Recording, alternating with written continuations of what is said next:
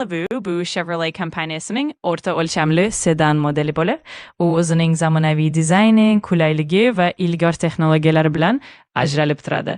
Malibu birinchi marta 1964 yilda taqdim etilgan va hozirgi kunda ham turli avlodlarda ishlab chiqarilmoqda. Asosiy xususiyatlar: dvigatel, turli xil dvigatel variantlari mavjud. Masalan, 2005 litrli turbo dvigatel yoki 2050 litrli benzin dvigateli. Quvvat taxminan 160 dan 250 ot kuchigacha bo'lishi mumkin. Uzatma 6 pog'onali avtomat uzatma yoki 8 pog'onali avtomatik uzatma. Yo'qilgi sarfi shahar sharoitida taxminan 8-9 litr 100 km, trassada esa 6-7 litr 100 km atrofida. Dizayn va komfort: kuzov sedanning zamonaviy va aerodinamik shakli.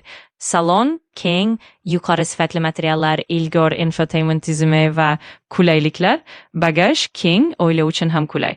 Afzalliklar: zamonaviy dizayn va yuqori texnologiyalar, ishonchli xavfsizlik tizimlari, yo'qilgi